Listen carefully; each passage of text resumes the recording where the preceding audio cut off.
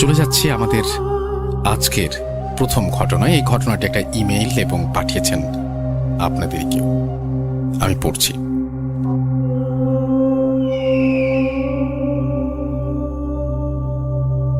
আসসালামু আলাইকুম রাসেল ভাই, আশা করি ভালো আছেন, কিন্তু আমরা ভালো নেই।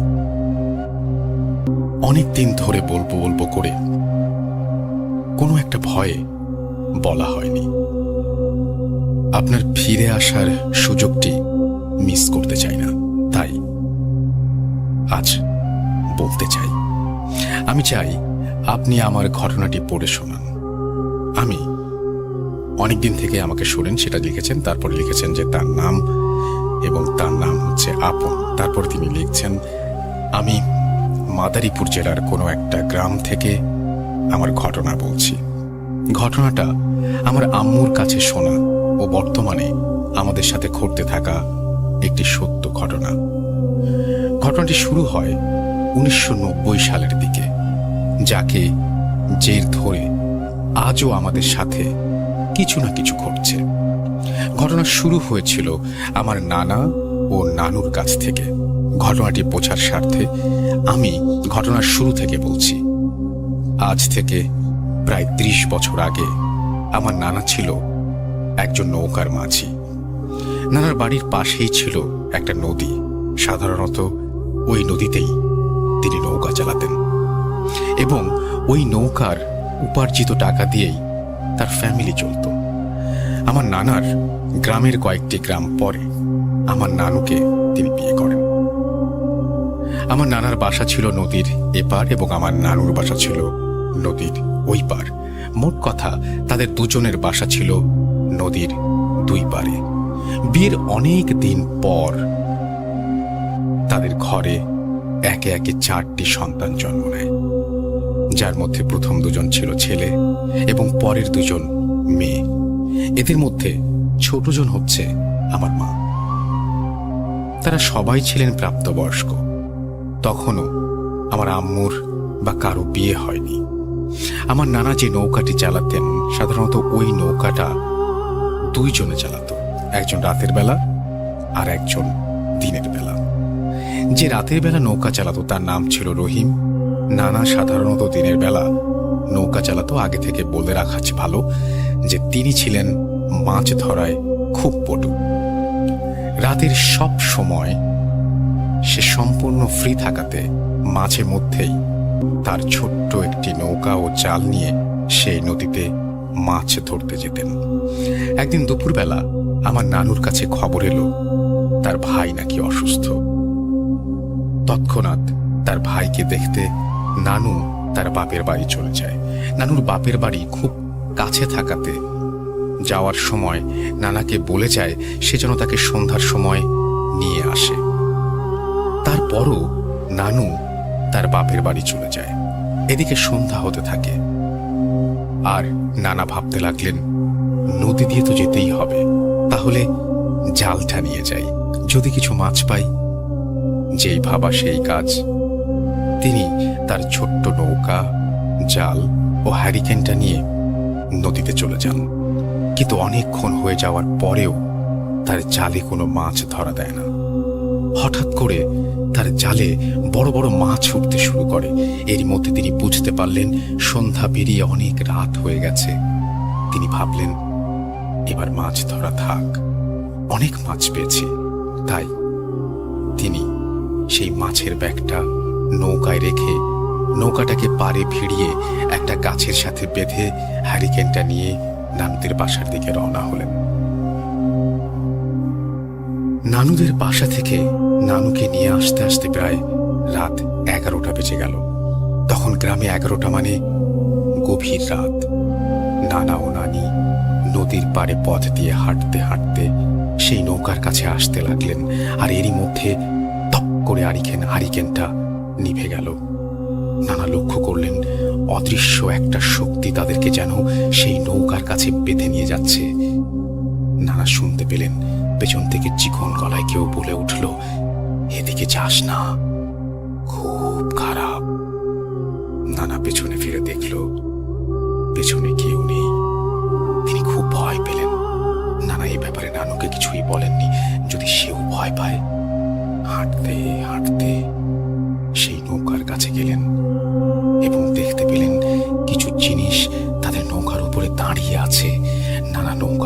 কাছে গেলেন এবং দেখলেন শেয়ালের মতো অবয়ব কয়েকটা মিলে নৌকার ভেতরে থাকা সেই মাছগুলোকে খাচ্ছে।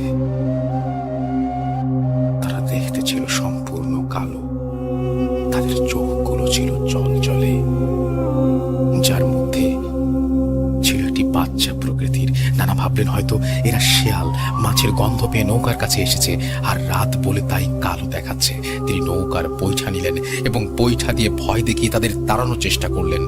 বড় বড়গুলো পালিয়ে গেলেও ছোট্ট বাচ্চা প্রকৃতি যেটা, সেটা যেতে পারল না। এরই মধ্যে নানু বড় একটা লাঠি নিলেন এবং লাঠি দিয়ে বাচ্চাটিকে মারতে শুরু করলেন।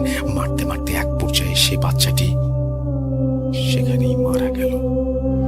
এর মধ্যে শুরু হয়ে গেল কালবৈশাখী ঝড়ের মতো প্রচন্ড বাতাস, যেন এই বাতাসে দুমড়ে মুচড়ে সারা পৃথিবীটাকে ধ্বংস করে ফেলবে। নানা বুঝতে পারলেন নানুর জীবনের সবচেয়ে বড় ভুলটি তিনি করে ফেলেছেন। তারা দুজনেই দ্রুত নৌকাতে করে নদী পার হতে লাগলেন। নদীর মাঝখানে এসে পড়লেন এবং তারা শুনতে পেলেন নদীর ওপার থেকে হাজার শেয়ালের মতো কিছু একটা ডাকছে এবং তাদের ভাষায় আর্তনাদ করে তাদেরকে জানান দিচ্ছে। ঘটনার শুরু এখান থেকেই। পরক্ষণে চলে আসেন যথারীতি। রাতের খাবার শেষ করে দুজনে ঘুমিয়ে পড়েন এবং ঘুমানোর সময় একজন আরেকজনকে বলতে লাগলেন ঘটনার কে কি দেখেছে। কথা বলতে বলতে এক পর্যায়ে তারা ঘুমিয়ে পড়ে। সকালবেলা নানু ঘুম থেকে উঠতে পারলেও নানা ঘুম থেকে উঠতে পারলেন না। নানার খুব জ্বর এসেছে। অনেক ডাক্তার, কবিরাজ, নানাকে 7 দিনের বেশি, তারপরেও বাঁচানো গেল না। সেদিন রাত থেকে 7 দিনের মাথায় আমার নানা মারা গেলেন। ঘটনা শেষ হয়নি। নানু ছিলেন গ্রামের সাধারণ মেয়ে, তাই সে ঘটনার কিছুই বুঝতে পারলেন না। নানার মৃত্যুর পরে সংসার চালানোর জন্য আমার বড় মামা সংসারের হাল ধরেন। যথারীতি মামাও নানার মতো দিনে নৌকা চালাতেন এবং উপার্জিত অর্থ দিয়ে সংসার চালাতে লাগলেন। নানার মৃত্যুর পর প্রায় 4 মাস সাধারণত মামার পরে রাতের বেলা রহিম নৌকা চালাতেন। একদিন রহিম মামাকে ধরে বললেন, কিছুদিন যাবৎ আমি খুব অসুস্থ, রাতের বেলা নৌকা চালাতে কষ্ট হয়, তুই কয়েকটা দিন রাতের বেলা নৌকাটা চালা, আমি দিনের বেলা চালিয়ে দেব। সুস্থ হয়ে যাওয়ার পরে না হয় আবার রাতে চালাবো, তুই দিনে চালাস। মামা তার অসুস্থতার কথা শুনে তাকে আর না করতে পারলেন না। ঘটনাটি বাড়িতে গিয়ে মামা নানুকে বলতেই নানু মামাকে সেখানে যেতে নিষেধ করলেন এবং বললেন, তুই ছোট মানুষ, রাতের বেলা ভয় পাবি। কিন্তু মামা তার কথা শুনলেন না।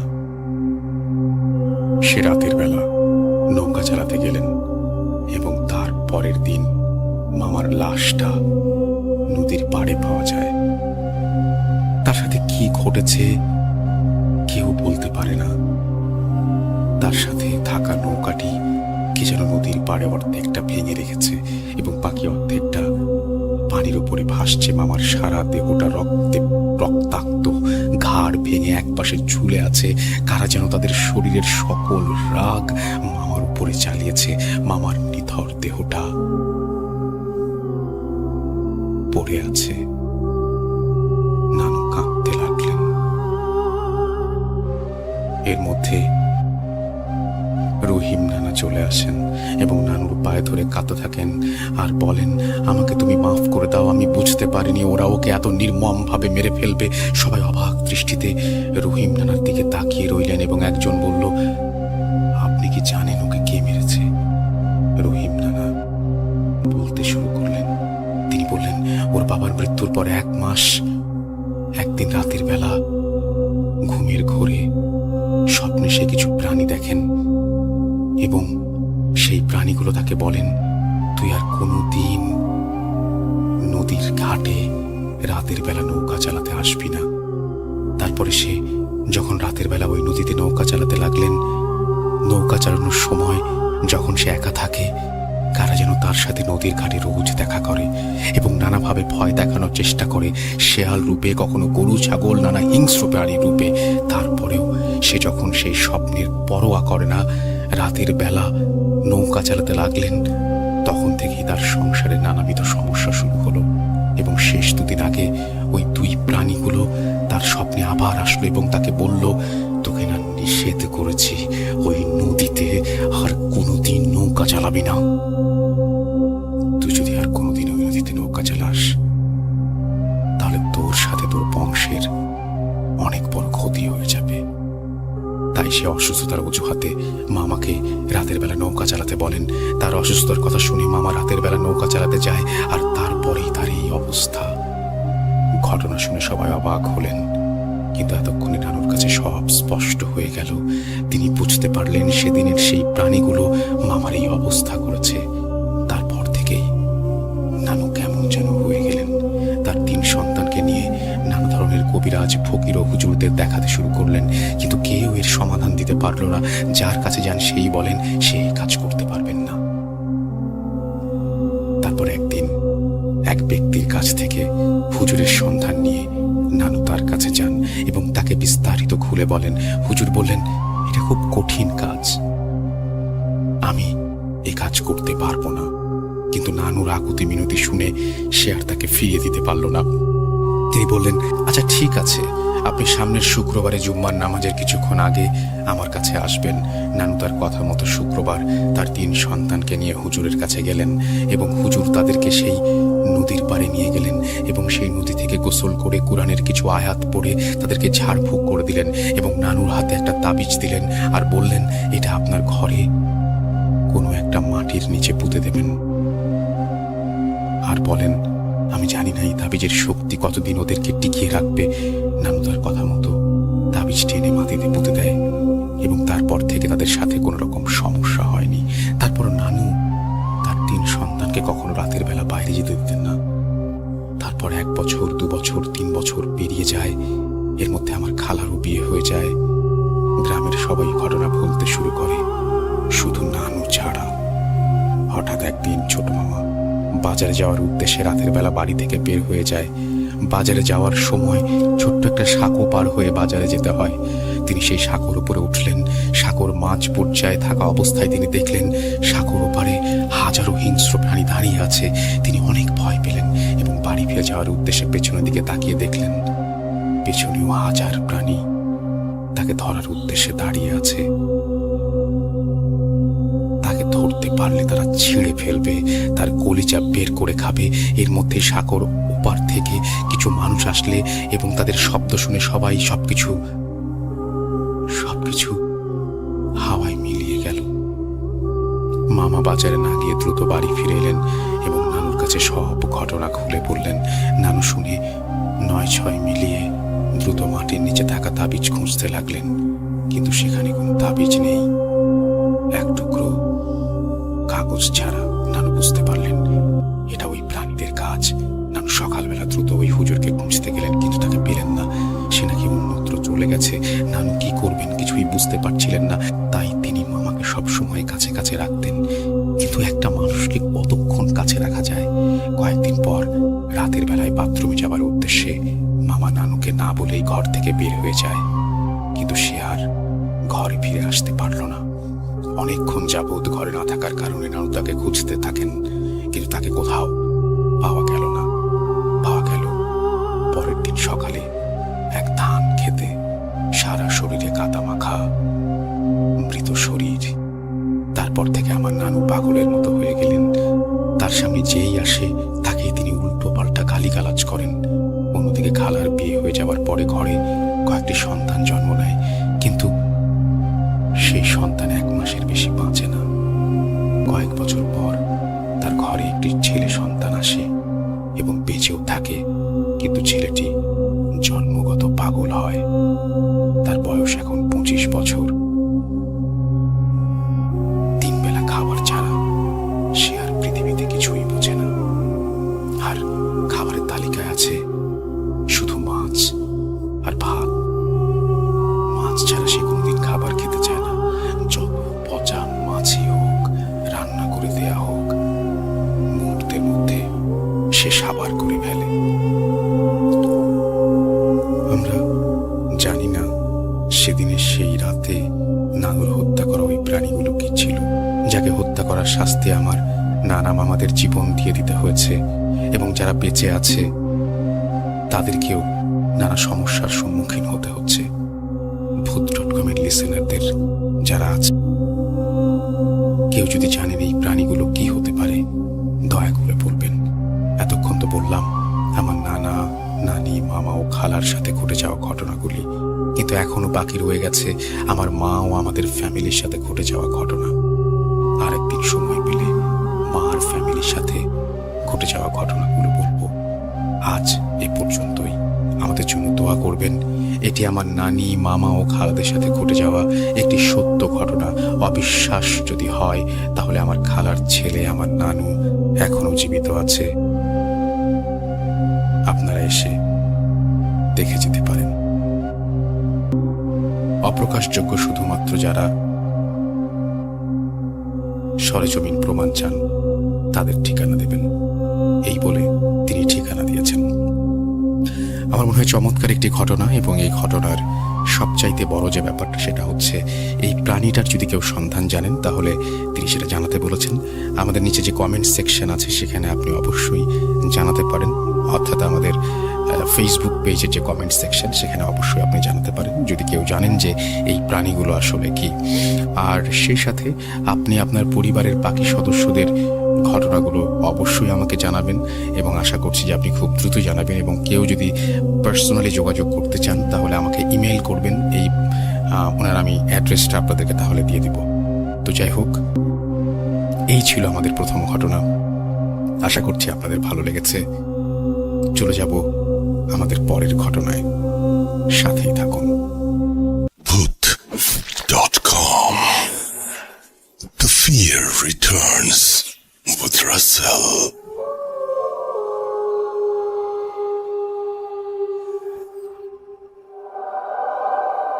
ওয়েলকাম টু ভূত.com। আশা করছি প্রথম ঘটনাটা আপনাদের অনেক ভালো লেগেছে।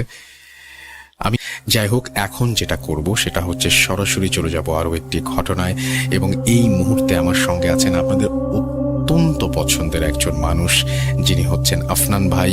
তাকে আমি বলেছিলাম এবং তিনি একটা ঘটনা পাঠিয়েও দিয়েছেন। তার সেই ঘটনাটি আমি এখন আপনাদের জন্য প্লে করছি। আশা করছি আপনাদের সবার ভালো লাগবে। চলুন শুনে আসি আফনান ভাইয়ের ঘটনাটি। আসসালামু আলাইকুম লিসেনার্স, আমি আফনান। ভূত.com-এর পক্ষ থেকে সবাইকে জানাচ্ছি শুভেচ্ছা। আপনারা জানেন সারা পৃথিবী একটি অদৃশ্য শক্তির বিরুদ্ধে যুদ্ধরত। বাংলাদেশও এর বাইরে নয়। বাংলাদেশে প্রায় সবাই হোম কোয়ারেন্টাইনে মধ্যে আছেন সবাই। তো এই মুহূর্তে যে যেখানে আছেন সবার উদ্দেশ্য করে একটি কথা বলবো, সেটা হচ্ছে যে আমাদের এই মুহূর্তের যে দায়িত্বটা রয়েছে সেটা হচ্ছে যে আপনারা জানেন মোটামুটি বিভিন্ন মাধ্যম দিয়ে এই রোগের লক্ষণ কি কি করণীয় সবাই জানেন, কিন্তু একটা ব্যাপার সেটা হচ্ছে যে আমাদের সকলের উচিত যে আমরা যেন ইনফেক্টেড না হই, বা আমাদের মাধ্যম দিয়ে কেউ যেন ইনফেক্টেড না হয় সেই বিষয়টি নিশ্চিত করা এবং নিশ্চিত থাকা। এবং এই জন্য সবাই আমরা আশা করব যে সবাই আমরা হোম কোয়ারেন্টাইনটা মান্য করব। অপ্রয়োজনে বাইরে ঘোরাঘুরি করব না। বাইরের থেকে ফিরে এসে সাবান বা হ্যান্ড স্যানিটাইজার দিয়ে হাত পরিষ্কার করব। এবং যেই ধর্মের আছি আমরা সৃষ্টিকর্তার কাছে প্রার্থনা করব আল্লাহ তাআলা যেন অতি সত্বর এই সমস্যাটিকে পৃথিবী থেকে দূর করেন এবং আমরা আবার স্বাভাবিক জীবনে ফিরে যেতে চাই। যেহেতু আমরা সবাই হোম কোয়ারেন্টাইনে এখন আছি, তো এই জন্য আসলে স্টুডিওতে এসে স্টোরি শেয়ার করাটা সম্ভব হলো না। এই জন্য রেকর্ডেড ফাইলটা আজকে পাঠালাম। আজকে একটি ঘটনা আমি আপনাদের সঙ্গে শেয়ার করব, সিলেটের একটি ঘটনা। আশা করি আপনাদের সবার ভালো লাগবে ঘটনাটির সময়কাল 2005 সালের দিকে, এবং যার সঙ্গে ঘটেছিল উনি সিলেটের শ্রীমঙ্গলের একটি চা বাগানে কাজ করতেন। চা বাগানের মালির দায়িত্বে ছিলেন উনি। তো ওনার নাম ছিল আব্দুস সবুর মিয়া। তা আব্দুস সবুর মিয়া ওনার যে কাজটি ছিল সেটা হচ্ছে যে বিকাল থেকে এমনিতে উনি সবসময় একটু দেখাশোনা করতেন, এবং স্পেশালি সন্ধ্যার পরে ওনার ছুটি হয়ে যেত। তো তখন উনি যেটা করতেন সেটা হলো ওনাদের চা বাগানের থেকে যে থাকার ব্যবস্থা করা হয়েছিল চা বাগানের যে সমস্ত চতুর্থ শ্রেণীর কর্মচারীদের জন্য, উনি সেখানে থাকতেন। তো যথারীতি এভাবেই ওনার দিন চলছিল।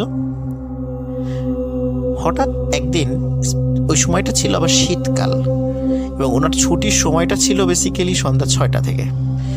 এখন গরমকালে সন্ধ্যা 6টা কিন্তু তখনও সন্ধ্যা নামে না, কিন্তু শীতকালে কিন্তু আমরা দেখি মোটামুটি 5:30টার মধ্যেই অনেক সময় মাগরিবের আজান শেষ হয়ে নামাজও শেষ হয়ে যায়, তখন বেশ রাত হয়ে যায় 6টার সময়। তো উনি একদিন শীতকালে, প্রচণ্ড কুয়াশা পড়েছে আবার সেদিন, তো ওই দিন উনি ওনার চা বাগানের ডিউটি শেষ করে ওনার থাকার জায়গাতে সেখানে ফিরছিলেন।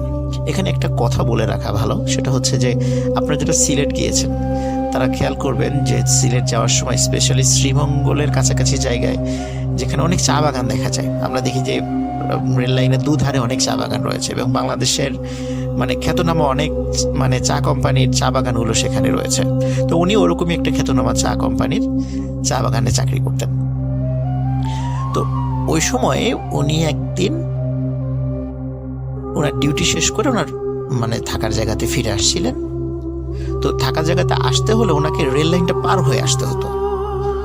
তো রেল লাইনটা পার হয়ে উনি যখন আসছিলেন, হঠাৎ করে উনি দেখেন ওনার হাতে যে টর্চ লাইট ছিল, টর্চ লাইটের আলো যখন রেল লাইনের উপর ফেলেছেন পার হওয়ার জন্য, হঠাৎ করে উনি দেখেন যে একটি ছিন্ন ভিন্ন একটি লাশ রেল লাইনের স্লিপারের উপরে পড়ে আছে, এবং রেল লাইনের মোটামুটি লোহার দুই পাশেও পড়ে রয়েছে। তখন উনি এটি দেখে খুব ভয় পেয়ে যান। ওনার আশেপাশে তো কোনো লোক ছিল না, উনি একা ছিলেন। তখন উনি চিৎকার করতে করতে ওনার যে থাকার জায়গা প্রায় আধা কিলোমিটার দূরে ওইখান থেকে ছিল, তিনি ওইখানে চলে যান। ওখানে উপস্থিত যারা অন্য লোক যারা ছিল তাদেরকে সব ঘটনাটি খুলে বলেন, এবং তাদেরকে উনি সাথে করে নিয়ে আসেন। সাথে করে নিয়ে আসার পরে অদ্ভুত ব্যাপার যে ওখানে আসলে কোনো ডেড বডি ছিল না, এবং ডেড বডি তো দূরের কথা, কোনো রক্তের কোনো দাগও সেখানে ছিল না। তখন ওনারা যেটা করেন যে আব্দুল সবুর মিয়া যে জায়গাটি দেখিয়েছিলেন সেই জায়গা ছাড়াও মোটামুটি এপাশ ওপাশ প্রায় আধা কিলোমিটার রেল লাইনের ওনারা ঘুরে আসেন, কিন্তু কোথাও কোনো এই টাইপের কোনো জিনিস ওনারা দেখতে পান না, যে কোনো লাশের কোনো নিদর্শন বা কোনো চিহ্ন, কোনো রক্তের চিহ্ন ওনারা পান না।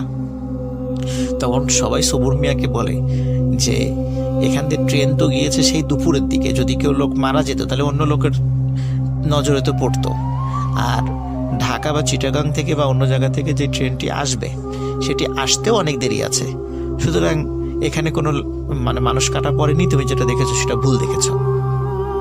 তখন সবুর মিয়া চিন্তা করে আসলেই তো সর্বশেষ যে ট্রেনটি গিয়েছে এটি 3টা বা 4টার দিকে গিয়েছে বিকাল, তো ওই সময় যদি কোনো লাশ কাটা পড়তো তাহলে ওই সময় তো অনেক মানুষ সেদিক দিয়ে গিয়েছে, তারা তো দেখতে পেত, সুতরাং এটা হয়তো বা তার মনের ভুল হতে পারে। এই চিন্তা করে সবার সাথে উনি আবার ওনাদের থাকার জায়গায় চলে যান। এই ঘটনার সপ্তাহ 2 পরে সেম ঘটনা আবার উনি প্রত্যক্ষ করেন। তো এবার দেখেন যে এবার আর একটি লাশ না, এবার মনে হচ্ছে 2-3টি লাশ ছিন্ন ভিন্ন অবস্থায় পড়ে আছে।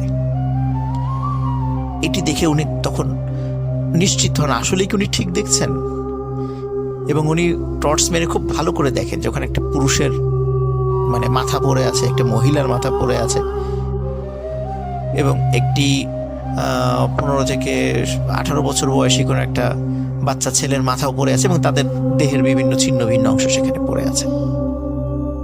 তো উনি খেয়াল করলেন যে এরা ট্রেনেই কাটা পড়েছে।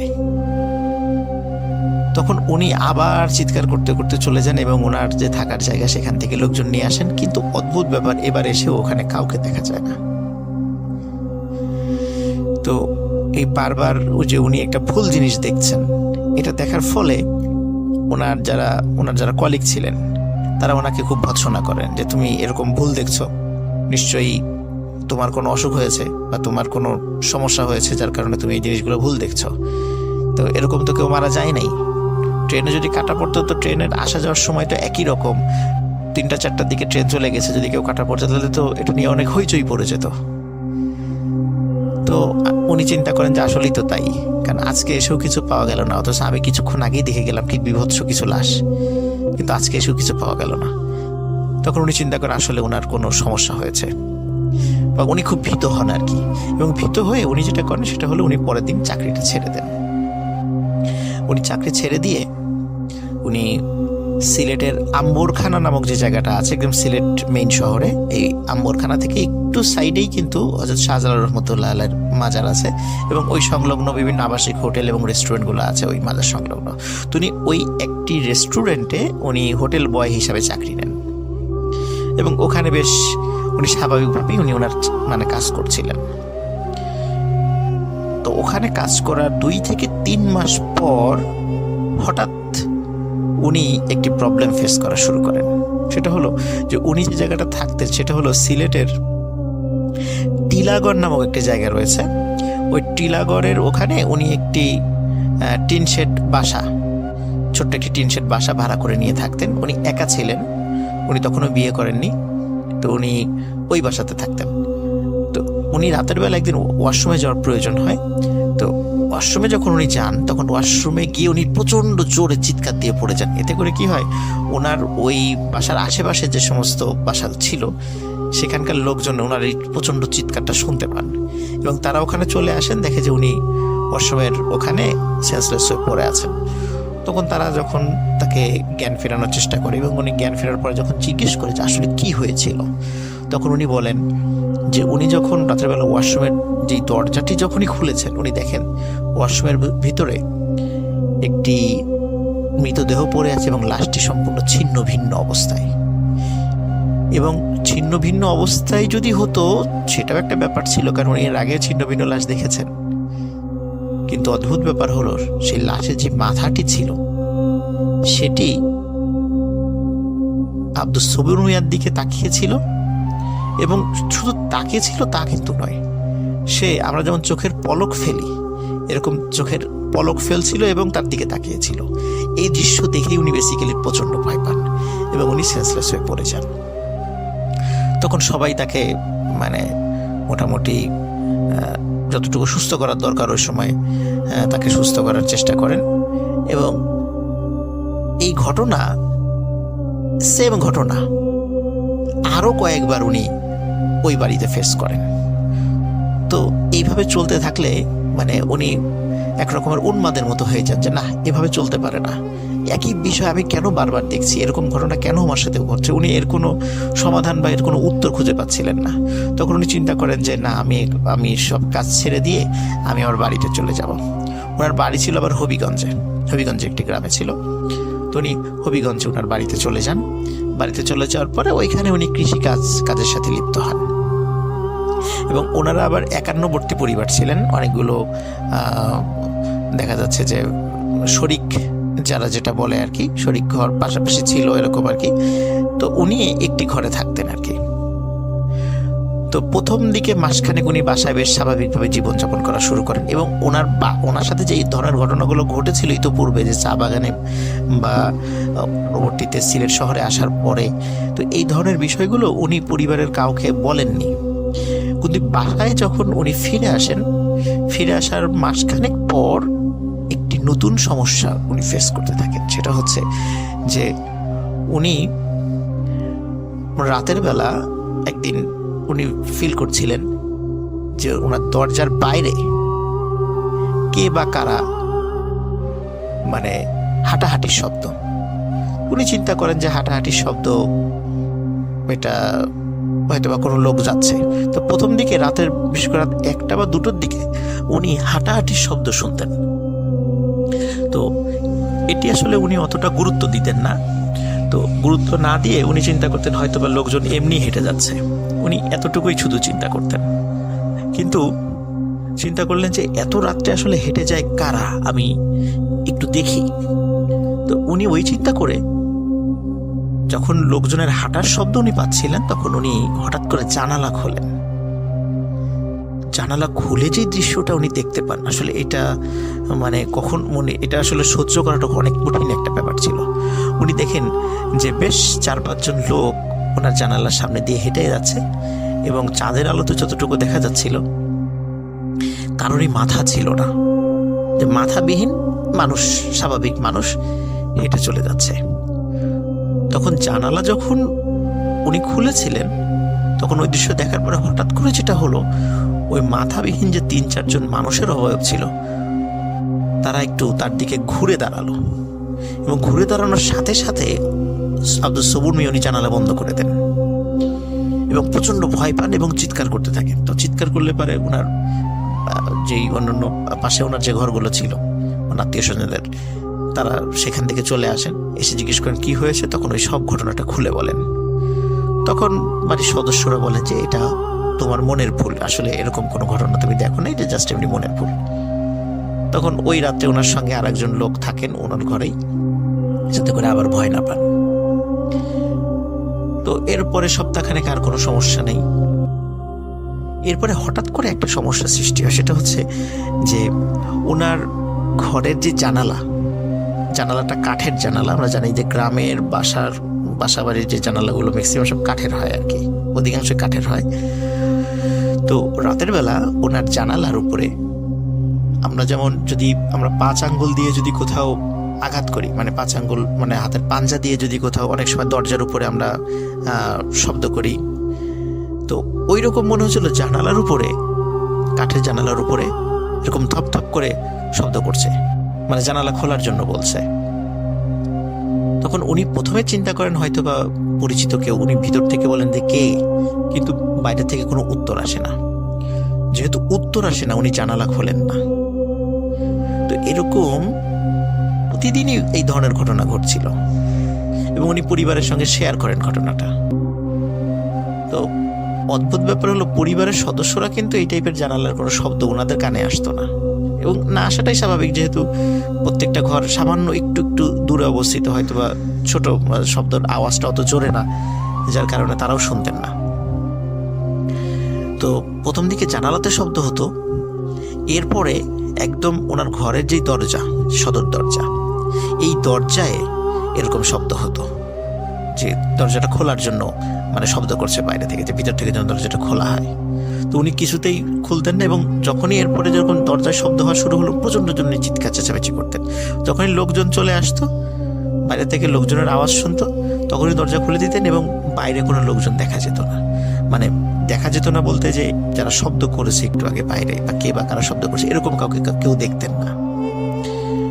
তো এই ধরনের ঘটনা যখন ঘটছিল, তখন ওনার পরিবারের সদস্যরা তাকে বেশ কিছু জায়গায় নিয়ে যান, তাকে যারা প্যারানর্মাল ট্রিটমেন্ট করেন তাদের কাছে নিয়ে যান। তখন তাদের কাছে নিয়ে যাওয়ার পরে তারা বলে যে তাকে খুব দুষ্টু কিছু জিন আসর করেছে, যার কারণে তাকে এইভাবে ভয় দেখাচ্ছে। তখন ওই সমস্ত লোকজনও তাকে এই বিষয় থেকে যাতে যেন উনি সুস্থ হয়ে ওঠেন চেষ্টা করেন, কিন্তু আসলে চেষ্টায় কোনো লাভ হয় না, বরং আস্তে আস্তে ক্ষতি হতে থাকে। উনি শরীর খুব দুর্বল হয়ে যেতে থাকে, উনি রোগাক্রান্ত হয়ে যেতে থাকেন, আস্তে আস্তে খুব শুকিয়ে যেতে থাকেন। এর ভিতরে আর একটা সমস্যা দেখা দেয়, সেটা হচ্ছে যে উনি মানে যে বিছানায় ঘুমাতেন, এখন উনি মানে বিছানায় শোয়ার সাথে সাথে উনি ফিল করতেন ঠিক মধ্যরাত্রে যখন ওই জানালায় যখন শব্দ করে বা দরজায় শব্দ করে, তখন উনি যে বিছানায় শুয়ে থাকতেন সেই বিছানাটাও না ভাইব্রেট করে ওঠে, মানে কেঁপে ওঠে। এই নতুন সমস্যা সৃষ্টি হয়, সেটা হচ্ছে যে ওনার বিছানাটাও কেঁপে ওঠা শুরু করে। তখন উনি আবার চিৎকার চেঁচামেচি করতে থাকেন, বাইরের থেকে লোক আসে। তো তখন যেটা হয়, উনি আর মানে এত ভয় পেয়ে যান, উনি ঘরের মধ্যে সেন্সলেস হয়ে পড়ে যান, উনি আর দরজা খুলতে পারেননি। বাইরে থেকে দরজা ভেঙে ভিতরে আসে লোকজন, তখন তাকে আবার একটু মানে সেন্স ফিরে আনার চেষ্টা করে।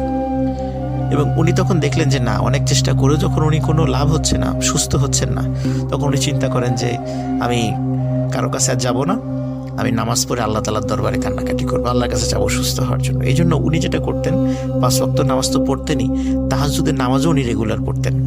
এবং রেগুলার নামাজের সময়, স্পেশালি তাহাজ্জুদের নামাজের সময় আল্লাহ তাআলার দরবারে খুব কান্নাকাটি করতেন যে আল্লাহ আমার এই সমস্যাকে দূর করে দাও, আমার এই অসুবিধাটাকে দূর করে দাও।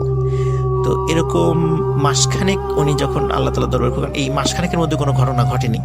একদিন উনি রাতের বেলা স্বপ্ন দেখছিলেন ঘুমের মধ্যে। তো স্বপ্নে দেখছিলেন একটি সাদা ঘোড়া এবং একটি কালো ঘোড়া, দুটো ঘোড়া দেখছেন উনি। এবং সাদা ঘোড়াটা মানে কালো ঘোড়াকে অ্যাটাক করে বসে, মানে আক্রমণ করে বসে, এবং কালো ঘোড়াটা খুব শক্তিশালী। সে বারবার সাদা ঘোড়াটাকে ধরাশায়ী করে ফেলছে প্রায়। কিন্তু শেষ দিকে যুদ্ধ করতে করতে দুটি ঘোড়া যখন যুদ্ধ করছিল, একটি সময় সাদা ঘোড়া কালো ঘোড়ার উপর চড়াও হয়ে বসে এবং কালো ঘোড়াটিকে আহত করে সেখান থেকে তাড়িয়ে দেয়। তো এই স্বপ্নটা দেখার পর ওনার ঘুম ভেঙে যায়, এবং ঘুম ভেঙে যাওয়ার পর এই স্বপ্নটা উনি ভালো একজন আলেমের সাথে শেয়ার করেন, এবং সেই আলেম বলেন যে আল্লাহ তাআলা নিশ্চয়ই তোমার সমস্যাটাকে দূর করে দিয়েছেন। এবং সত্যি রাসেল ভাই, যে এই স্বপ্নটা দেখার পর স্টিল নাও আজ পর্যন্ত ওনার কিন্তু আর কোনো সমস্যা হয়নি এই টাইপের, এবং উনি সম্পূর্ণরূপে সুস্থ। কিন্তু কোন জায়গা থেকে কোন ঘটনার প্রেক্ষাপটে ওই দুষ্টু জিন ওনাকে অ্যাটাক করেছিল এটি জানা যায় না, তবে আল্লাহ তাআলা ওনাকে সুস্থ করে দিয়েছেন। এখনও উনি যেটা করেন সেটা হলো ওই সিলেটের আম্বরখানাতে একটি রেস্টুরেন্টে উনি ম্যানেজার হিসেবে দায়িত্ব পালন করেন, এখনও উনি আছেন। এই ঘটনাটি আমার সিলেটের বন্ধু শাহ রেজাউল হাসান রোহান, ও আবার সম্প্রতি নিউ ইয়র্কে চলে গিয়েছে। তো নিউ ইয়র্ক থেকে আমাকে এই ঘটনাটি ও শেয়ার করেছে, যেহেতু ওর বাড়ি সিলেটে। এই ঘটনাটি আসলে ওই কালেক্ট করে আমাকে দিয়েছিল। তো ধন্যবাদ সবাইকে, ধন্যবাদ রাসেল ভাইকে এই একটা কঠিন সময়েও আমাদেরকে ভূত.com এর মাধ্যমে লোমহর্ষক কিছু গল্প উপহার দেওয়ার জন্য। সেই সাথে লিসেনারদেরকেও জানাচ্ছি আমার অন্তঃস্থল থেকে শুভেচ্ছা, এবং সকলের জন্য সুস্থ থাকেন সেই কামনা করছি। আমিও যেন সুস্থ থাকি, সবাই দোয়া করবেন। আজকে এই পর্যন্তই। পরবর্তীতে কোনো একটি পর্বে আরেকটি গল্প নিয়ে ইনশাল্লাহ আপনাদের সামনে হাজির হব। আসসালামু আলাইকুম। চলে যাচ্ছি আমাদের পরবর্তী ঘটনায়। আশা করছি এই ঘটনাটি আপনাদের ভালো লাগবে। সিঙ্গাপুর থেকে পাঠিয়েছেন আমাদের একজন ভাই।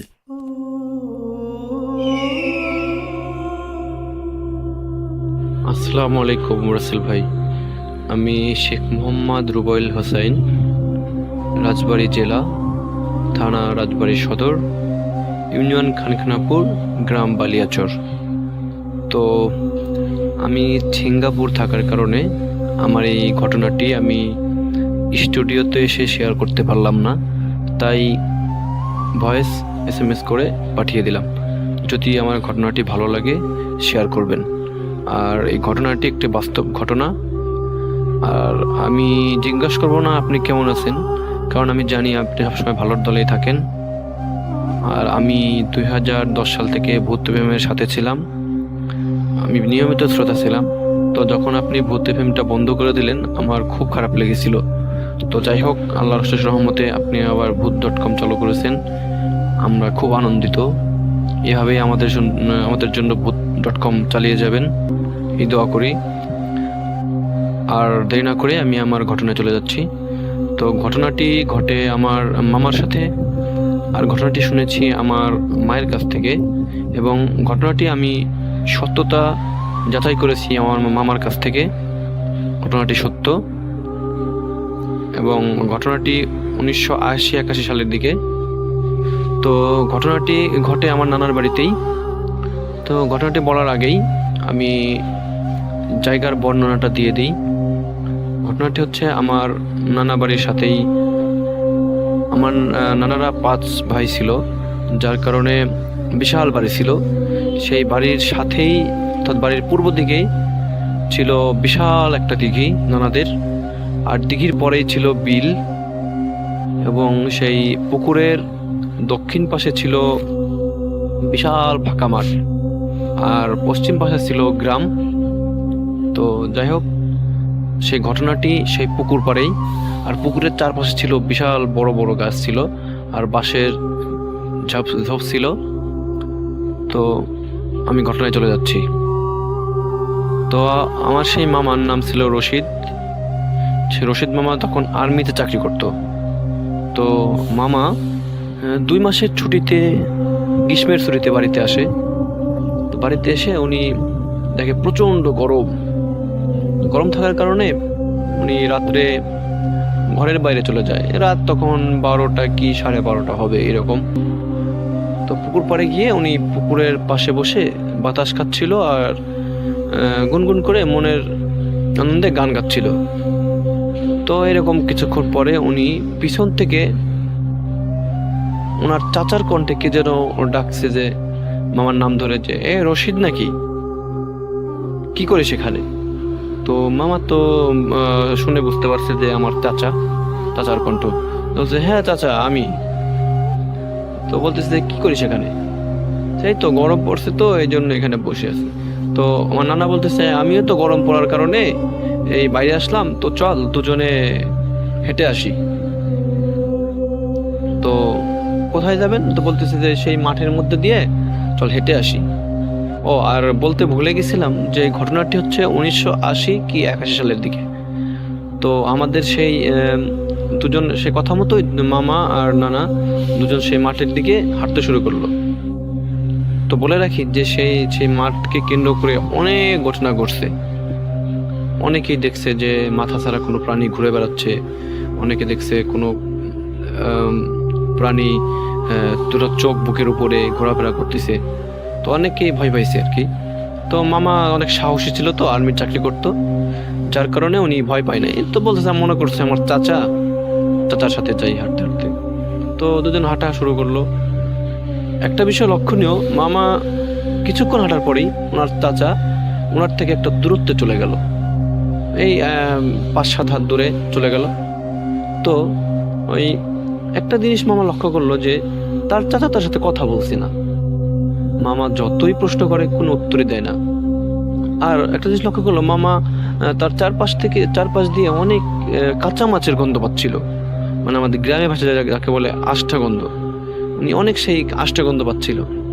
এবার মামা এত প্রশ্ন করে উত্তর দেয় না আমার চাচা।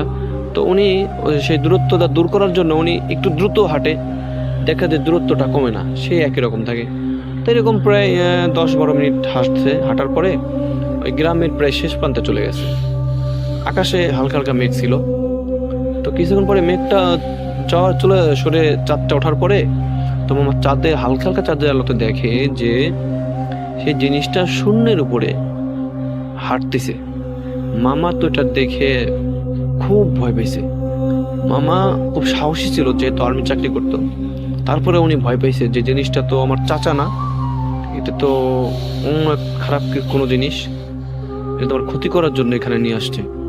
তো যখনই মা মনে মনে চিন্তা করলো যে এখন তো আর কোনো উপায় নাই, উনি মনে মনে চিন্তা করছে যে আমি পিছনের দিকে ঘুরেই বাড়ির দিকে দৌড় দেব। উনি যখনই পিছনের দিকে ঘুরছে, জিনিসটা সে খপ করে ওনার হাতটা ধরে ফেলছে। ধরার পরে মামা বলতেছে যে আমার হাতটা যখন ধরছে, আমার মনে হচ্ছে কি আমার হাতের মধ্যে কেউ খেজুর গাছের বড় বড় কাঁটা ঢুকাই দিছে, অথবা অন্য বড় বড় কোনো গাছের কাঁটা ঢুকাই দিছে। আর আমার মনে হচ্ছে কি কেউ ঘি যদি হাতে পায়ে মেখে কেউ ধরে, শরীরে হাত দিলে, অথবা পাম অয়েল ধরে কেউ যদি ধরে, সেরকম পিচ্ছিল। আর এত দুর্গন্ধ লাগতেছে, কাঁচা মাছের গন্ধ আমি সহ্য করতে পারতেছি না। তো সেই মুহূর্তে মামা বলতেছে এখন আমি কি করব? তো আমি ছোটার জন্য চেষ্টা করতেছি, সেই জিনিসটা আমাকে মাটির সাথে চিপে ধরার সময় আমি এবার লক্ষ্য করে দেখি যে জিনিসটার আমার চাচা না, সেটা চেহারা পরিবর্তন হয়ে গেছে। সেটার কোনো মাথা নাই, শুধু বুকের দুই পাশে বড় বড় চোখ, লাল চোখ আমার দিকে তাকিয়ে আছে, মনে হচ্ছে যে আমাকে এখনই মেরে ফেলবে। আর এত দুর্গন্ধ, পচা মাছের গন্ধ। তো আমি যতই চেষ্টা করতেছি, ধস্তাধস্তি শুরু করছি ছোটার জন্য, জিনিসটা আমাকে তত চেপে ধরতেছে। এবার আমি ধস্তাধস্তির এক সময় আমি একবার ছুটে যাই, আর আমি মুখ দিয়ে অনেক দোয়া পড়ার চেষ্টা করছি, কিন্তু আমি দোয়াটা মুখ দিয়ে বের হইতেছে না, চিৎকার করতে পারতেছি না। আমি ছুটছি, কিন্তু জিনিসটা আবার আমাকে ধরার পরে তো আমি দেখি কি এবার ভালো করে পায়ের দিকে তাকাই। এক সময় পায়ের দিকে তাকিয়ে দেখি কি তার পায়ের গোড়ালি উল্টা দিকে, অর্থাৎ আমাদের মানুষের যেরকম সেরকম না, উল্টা, যাকে বলে এটাকে বলে পিচাস। তো আমি মামা এক সময় করে কি তার মনের অজান্তেই মুখ দিয়ে দোয়া পড়তে থাকে, অনেক রকমের দোয়া পড়তে পড়তে সে জিনিসটা মামাকে একসময় ছেড়ে দেয়। ছেড়ে দেওয়ার পরে মামা আর কোনো কিছু চিন্তা না করে বাড়ির দিকে সোজা দৌড় দেয়।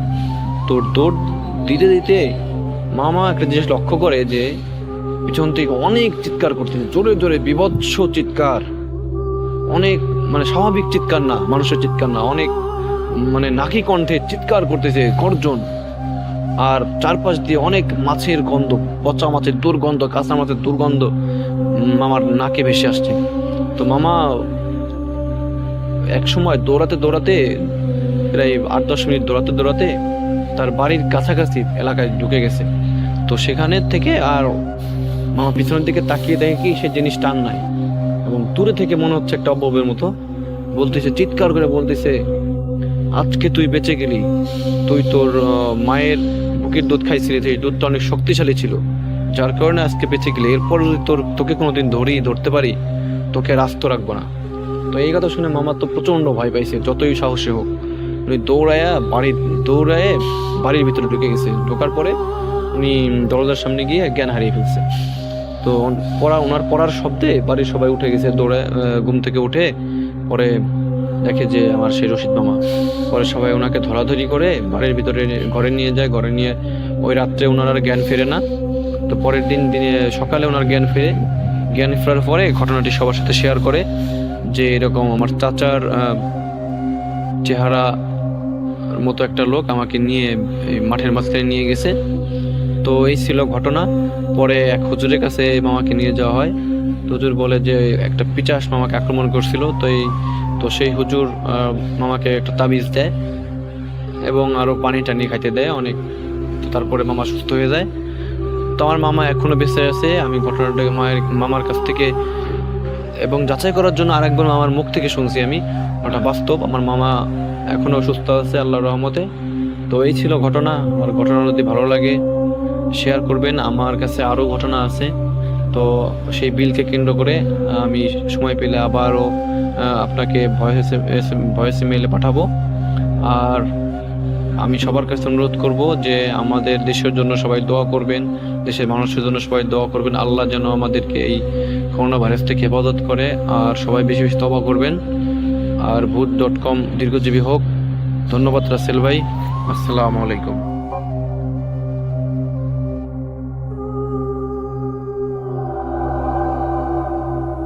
ফারনানের সাথে আমার সম্পর্ক অনেক দিনের। ফারনান আমার ছোট ভাইয়ের মতো।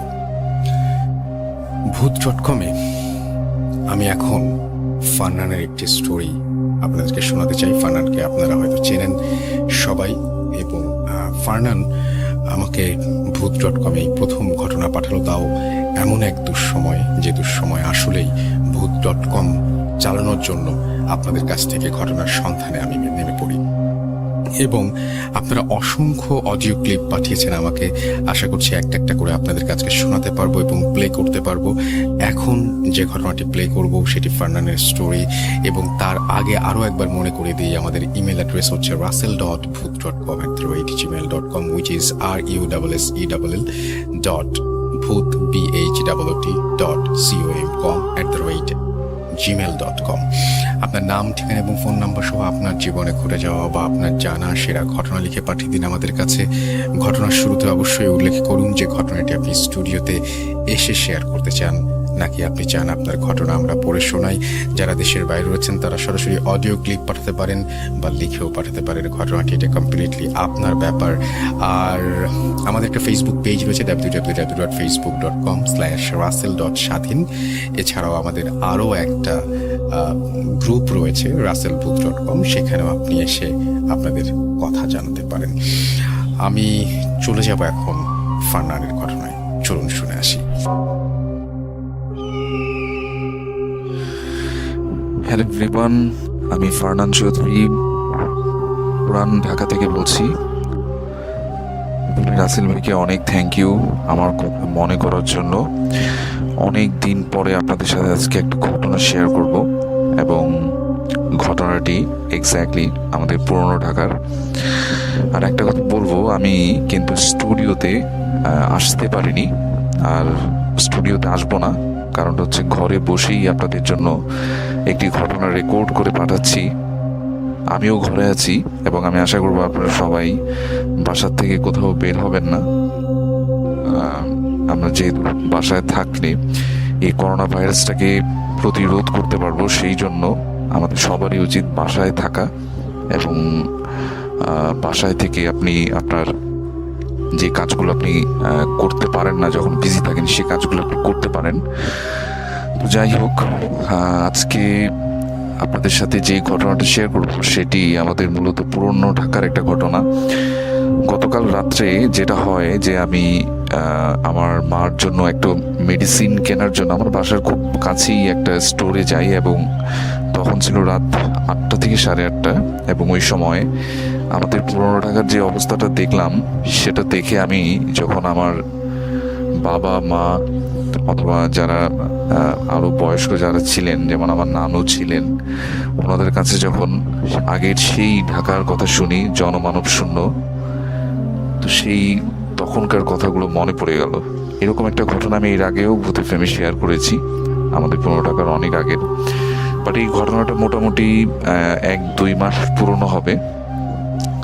তো এই ঘটনায় যেটা হয় যে আমি একবার অফিস করে মানে বাসার দিকে রওনা দিব, ঠিক তখনই আমার এক ফ্রেন্ড আমাকে ফোন করে বলে যে বন্ধু তুমি আমার বাসায় একটু আসো, মানে একটু এমার্জেন্সি একটা কাজ আছে।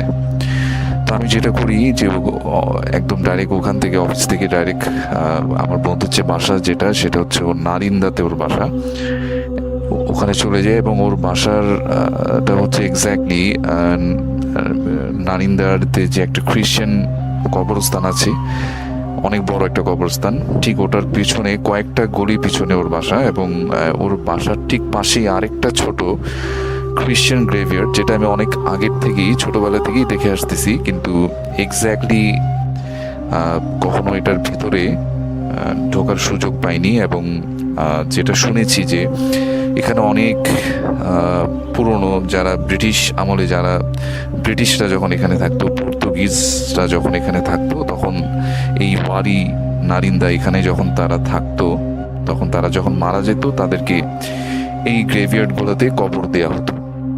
এটা ঠিক আরো প্রায় 200-300 বছর আগের পুরনো একটা গ্রেভিয়ার্ড এবং এটা ওর বাসার পাশে আরেকটা ছোট, খুব একটা বড় না, কিন্তু এটার যে মেইন গেটটা সেটা কিন্তু সবসময় লাগানো থাকে, মানে এটার ভিতরে আসলে কখনো আমি কাউকে যেতে দেখিনি আসলে। তো আমি আমার বন্ধুর বাসায় গেলাম এবং ওর বাসায় যাওয়ার পর যেটা হলো যে ওর বাসা কিন্তু অনেক পুরনো, এরকমই প্রায় 100 বছর তো মিনিমাম হবেই, অনেক পুরনো জীর্ণশীর্ণ একটা বাসা, কিন্তু অনেক সুন্দর আর অনেক বড় বাসাটা। এবং ওর বাসার যখন আপনি সিঁড়ি দিয়ে উপরের দিকে উঠবেন তখন ঠিক ওই ছোট ছোট যে পুরোনো দিনের যে উইন্ডোগুলো, সেখান থেকে আপনি সেই কবরস্থানটাকে দেখতে পারবেন, এরকম। তো খুব সুন্দর একটা বাসা। বাসায় যাওয়ার পর আমাকে যেটা বলে এক্স্যাক্টলি ওর বাসায় ওর মানে বড় অপুর একটা বিবাহ অনুষ্ঠান সামনে থাকার কারণে ও আমাকে ওর বাসায় ডাকে, মানে প্ল্যানিং এর জন্য যে কি করব, কিভাবে করা যায়, এ ধরনের ইনভাইটেশন সবকিছু মিলিয়ে। তো আমাকে যেটা বলে যে বন্ধু চলো আমরা ছাদে যেয়ে বসে কথা বলি। তো ছাদে যখন গেলাম, তো ছাদের বর্ণনাটা একটু দিব। ছাদটা অনেক বড় আসলে, মানে অনেকটা ট্রায়াঙ্গেল শেপের ওদের বাসাটা এবং মোটামুটি ভালোই বড়, দুদিকে গাছ আর একদিকে হচ্ছে কবরস্থান, ওই সাইডটাতে কোনো বাসা নেই। তো ওই কবরস্থানটা মানে যে খ্রিশ্চান যে গ্রেভিয়ার্ডটা, ওইটা ছাদে গেলে খুব ভালো মতো এটা দেখা যায় ভিতরের ইয়াগুলো, কিন্তু যেহেতু অন্ধকার ছিল এবং তখন ছিল রাত 9টা হবে মিনিমাম, এরকম 9টা 9:30, তো খুব একটা দেখা যাচ্ছিল না। তো আমরা যে সাইডটাতে বসলাম ছাদের, ঠিক ওখান থেকে ডাইরেক্ট গ্রেভিয়ার্ডটা দেখা যায় এবং ওই জায়গাটা একদম নিরিবিলি বলা যায়। এবং ওদের ছাদের একটা জায়গায় যেটা ছিল যে আমরা যেমন অনেক সময় পাবলিক টয়লেট দেখি না, যে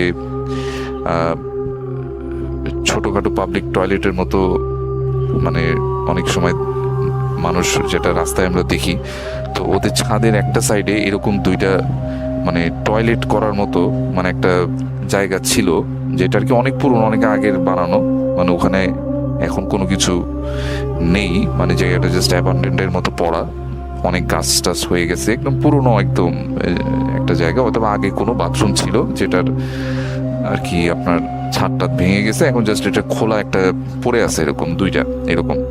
তা আমি ওকে জিজ্ঞেস করলাম যে এই জায়গাটা এরকম এখনো কেন রেখেছিস, এটাকে জাস্ট ভালো মতোই করে দিলেই তো হয়ে যায়, এটাকে ভেঙে দিলেই তো হয়ে যায়। তো বললো যে একেবারে যখন এটাকে পুরো বাসাটা চেঞ্জ করা হবে, ডেভেলপারকে দেওয়া হবে, তখন এমনি এগুলো ভেঙে দেওয়া হবে, এই জন্য আর কিছু ও বলেনি। আর ওদের বাসার আরেকটা স্পেশালিটি, ওদের বাসার ঠিক পিছনে যে চিলেকোঠার উপরে দুইটা বড় বড় গম্বুজ, এবং অনেকে বাসাটাকে মন্দিরালা বাসা নামেও চিনে। তো যারা ওখানকার লোকাল তারা হয়তো এটাকে চিনে থাকবেন। তো এটা একটা স্পেশালিটি যেটা দূর থেকে দেখা যায়, এবং কোন এক সময় কোন এক হিন্দু জমিদারদের বাসা হয়তো বা এটা ছিল। এবং ওদের বাসায় আরেকটা জিনিস যেটা আমি দেখেছি যে বিভিন্ন হিন্দু যারা আছেন তা ওনাদের বাসায় গেলে দেখা যায় যে ওই প্রতিমা রাখার জন্য ছোট ছোট খোপের মতো অনেক জায়গা থাকে। তো এরকম ওদের বাসায় অনেক দেখেছি আমি, ওদের প্রত্যেকটা রুমে এরকম প্রতিমা রাখার জন্য বিভিন্ন ছোট ছোট খোপের মতো রয়েছে। তো তখন বুঝলাম যে বাসাটা হয়তো বা হিন্দু কোনো জমিদার আমলের বাসা, অনেক পুরনো, এবং ওরা এটা একটা ডেভেলপারকে দিয়ে দিবে খুব রিসেন্টলি। তো যাই হোক, মেইন ঘটনায় আসি। তো আমরা বসে কথা বলতেছিলাম জাস্ট এই কীভাবে প্ল্যান করা যায়, কি করা যায় এসব। আর এই কথা বলার সাথে সাথে ওই কবরস্থানটার দিকে বারবার চোখ যাচ্ছিল, যদিও কবরস্থানটাতে কিছু দেখতে পাইনি। একটা পর্যায়ে আমার ফ্রেন্ড আমাকে বললো যে তুই একটু বস, আমি একটু আমার ফোনটা নিয়ে আসি, আমি ফোনটা আনতে ভুলে গেছি, এরকম কিছু একটা। ও জাস্ট আমাকে ওখানে একা রেখে জাস্ট ওর ফোনটা আনতে গেল, এবং ফোনটা আনতে গিয়ে প্রায় 10 মিনিট কি 15 মিনিটের মতো হয়ে গেল। আমি চিন্তা করলাম যে কি ব্যাপারে ফোন আনতে গিয়ে এতক্ষণ এত লেট। আর জায়গাটা যথেষ্ট স্পুকি ছিল, এবং আমার কেন জানি ছাদটাতে যাওয়ার সাথে সাথে কিছু স্মেল আমি পাই, যেটা হচ্ছে ভেজা মাটির গন্ধ যেরকম না, ঠিক এরকম স্মেল আমি পেতে থাকি। এবং আমি আগেও শুনেছি অনেকের কাছ থেকে যে এরকম ভেজা মাটির গন্ধ, তারপরে মাংসের গন্ধ, পচা মাংসের গন্ধ, এগুলো আসলে খুব একটা ভালো সিমটম না। আসলে আশেপাশে যদি কোনো অশরীরী কিছু থাকে তখন এই ধরনের স্মেলগুলা পাওয়া যায়। এগুলো আমি আমার বাবার কাছ থেকেও শুনেছি, এবং আমাদের বাসা যেটা পুরোনো থাকে সেখানেও আমি আগে যখন পুরোনো বাসা ছিল তখন ছাদে গেলে এরকম স্মেল পেতাম। তো আমি যেটা করলাম যে আমি বসে আছি, আমি ওকে কয়েকটা ফোন করার চেষ্টা করলাম। তো আমি দেখলাম যে ওর ফোনটাতে ফোন হচ্ছে না। আমি চিন্তা করলাম আচ্ছা যাই হোক, আমি ছাদটা ক্রস করে মানে নিচের দিকে ওদের রুমেই যাই, কারণ হয়তো বা কোনো কাজে বিজি হয়ে পড়ছে। তো আমি যখন ছাদের যেখানে জায়গাটায় বসেছিলাম ঠিক কবরস্থানের উল্টা পাশের ওই ছাদের যে সাইডটাতে, ওখান থেকে হেঁটে ওই যে টয়লেটের মতো যে বললাম কিছু ভাঙা টয়লেটের মতো, ওইখান থেকে ক্রস করব, ঠিক ওখানে আমি দেখি যে আমার ফ্রেন্ড ওখানে দাঁড়ানো, এবং কিছু একটা ও করতেছে ওই টয়লেটের ওখানে যেয়ে ও কিছু একটা করতেছে। আই থিঙ্ক আমি নিজেও অবাক হয়ে গেলাম যে ও এটা কি করতেছে আসলে, মানে ইজ দ্যাট পসিবল? মানে আমি ওরে বললাম যে তুই এগুলো মানে এখানে কেন করতেছিস, টয়লেটে যা, মানে ওইখানে দাঁড়ায় কিছু একটা করতেছে এরকম কিছু একটা। তা আমি নিজেও থেকে ভয় পেয়ে গেছি যে এটা কি করতেছে, ওর নিজের বাসায়, এটা একটা অ্যাবান্ডেন টয়লেট, তাই না এরকম। তো আমি ওকে জাস্ট পিছন দিক দিয়ে একটা জাস্ট ধাক্কা দিছি, যে ওর চেহারাটা তখন দেখা যাচ্ছিল না, অন্ধকার ছিল, ছাদে কোনো লাইটও ছিল না। জাস্ট ওকে জাস্ট আমি একটা টাচের মতো করছি। জাস্ট টাচ করার সাথে সাথে আমার কাছে মনে হচ্ছে যে আমি একটা ঠান্ডা কিছু একটা, ফ্রিজ থেকে যখন মাংস বের করলে দেখবেন যে খুব ঠান্ডা থাকে, ঠিক ওরকম কোনো কিছু মাংসের তলার দিকে আমি টাচ করলাম, এরকম কিছু একটা। তো সাথে সাথে আমার মানে একটু ভয় লেগে গেল যে এটা আমি কি টাচ করলাম আসলে। আমি জাস্ট তখন সাথে সাথে ওর সাথে কোনো কথা না বলে মানে জাস্ট ওই জিনিসটাকে ভালো মতো, মানে ওটা কি আমার ফ্রেন্ডই ছিল না কি ছিল আমি আসলে জানি না। জাস্ট আমার কাছে মনে হচ্ছিল যে আমার ফ্রেন্ডেরই পিছনের দিকটা জাস্ট মানে ওর শোল্ডার দিকে, শোল্ডারটা আমি টাচ করেছি। এবং ও কাপড় মানে টি শার্ট পরা ছিল, যে টি শার্টটা পরেও আমার সামনে বসা ছিল ঠিক সেই টি শার্টটা। আমি তখনই শিওর ছিলাম যে ও আমার ফ্রেন্ডই। তা আমি ওকে টাচ করার সাথে সাথে বুঝলাম যে এটা আসলে মেবি অন্য কিছু হবে, এবং সাথে সাথে আমি ওখান থেকে ধরে যেটা করি যে ওই জায়গাটা লিভ করার চেষ্টা করি এবং নিচের দিকে চলে আসি। এবং নিচে এসে সাথে সাথে আমার ফার্স্টে যে ইয়াটা পড়ে যে আন্টি যে আছেন, আন্টির সাথে দেখা হয়। আন্টিকে বলি যে আন্টি আমার ও কোথায়, আমার ফ্রেন্ডের নামটা আমি বলছি না। তখন উনি আমাকে বলেন যে ও তো টয়লেটে। তখন আমি বললাম যে টয়লেটে কোথায়, টয়লেটে? তো দেখলাম যে হ্যাঁ আসলেই যে ওদের যে করিডোরের পাশে যে ওদের যে পার্সোনাল যে টয়লেট, সেই টয়লেট থেকে ও বের হলো। এবং ওর টয়লেট থেকে বের হতে সাথে আমি ওরে বললাম যে তুই মানে এত তাড়াতাড়ি উপর থেকে আসলি কিভাবে, আর উপরে তুই মানে কি করতেছিলি? তখন ওরা বললো যে আমি তো উপরেতে যাইনি, আমি তো জাস্ট আমার ফোনটা নিতে নিচে আসছিলাম, আসার পর একটু টয়লেটে গেলাম, এই জন্য লেট হয়ে গেল। তো আমি তখন ওকে আমি খুব মানে অবাক হয়ে গেলাম যে এটা আসলে এরকম আসলে কি হলো, এটা আসলে এটা কি ছিল আসলে। তখন ওকে আমি সব ঘটনা বললাম এবং ওকে নিয়ে ছাদে গেলাম, দেখলাম যে না ওই জায়গাটা ওরকম স্পুকি, জাস্ট কিছু ঝোপের মতো এখানে ছোট ছোট গাছের মতো হয়ে আছে, জাস্ট জায়গাটা অ্যাবান্ডন ওরকমই পড়ে আছে।